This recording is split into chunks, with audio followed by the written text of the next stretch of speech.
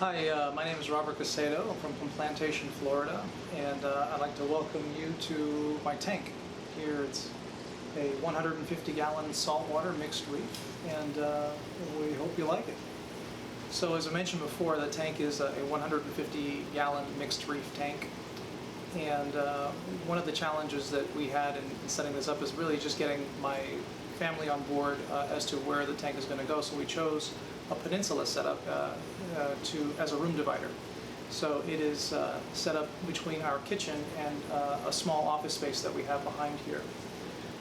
I've been in the hobby for about 15 years, and started out with a 30-gallon tank and upgraded steadily up to this size. I chose a peninsula tank because this particular footprint is 6 feet long, but with a peninsula tank I actually get about 12 feet of viewable space, which is basically doubles the size of the tank. One of the challenges that we had in trying to figure out the aquascaping, and of course I found the answers online through most of the wonderful forums that we use, was to create a rockscape that would not be supported by any one of the walls. And we chose to set up the rockscape by using pavers that I just purchased at Home Depot, and put 5/8-inch acrylic rods through the rockwork and into the pavers, and then covered the bottom with sand. So by doing that, it kind of gave us a way of creating a puzzle where all the rockwork is supported by these by the rods and by the weight of the pavers. So the rockwork design had to be open enough to allow for water to flow through, to allow for placement of corals, and for fish to have places to hide, because there's no real wall for them to hide behind and get away from any viewer from both sides. So the fish and the corals that we choose, basically I chose them for color. I have two small girls, and of course we picked the blue tang and the clownfish for to put it for the kids. But I like a lot of movement in the tank and a lot of colors, so I chose both mixed both softy and LPS corals to start that. The tank was started about 2 years ago, and every piece that's in here started out as a frag.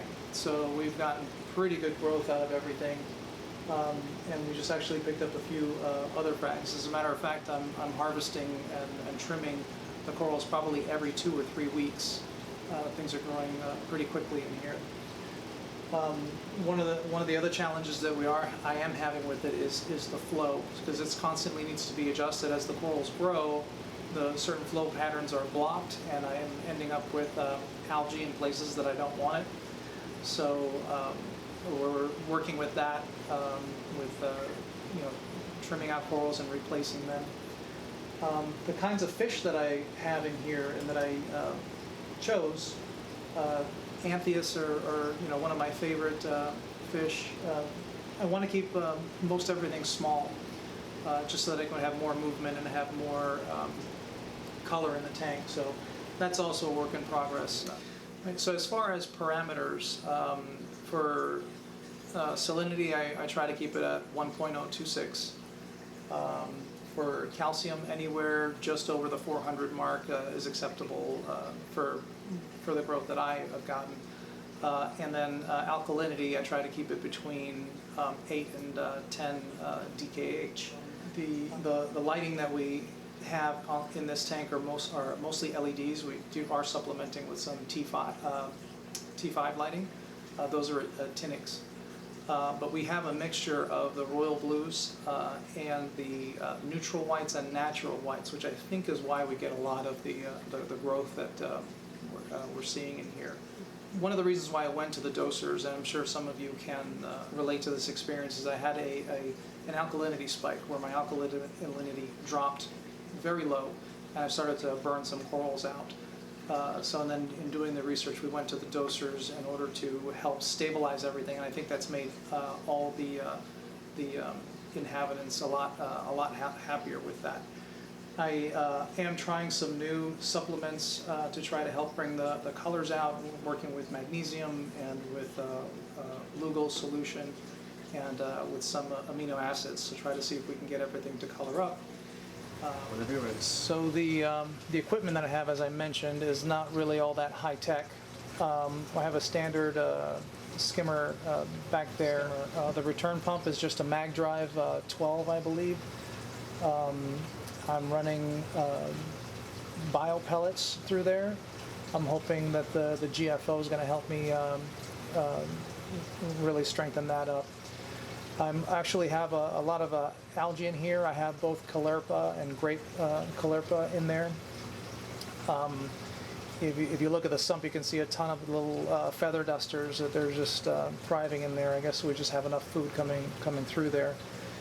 I also have an auto top off that I only use about 5 gallons at a time. You know, that also lasts a few days, so that I don't have to constantly hear the gurgling and everything. So that was a fantastic use of money for maintenance, you know, as well as the dosers.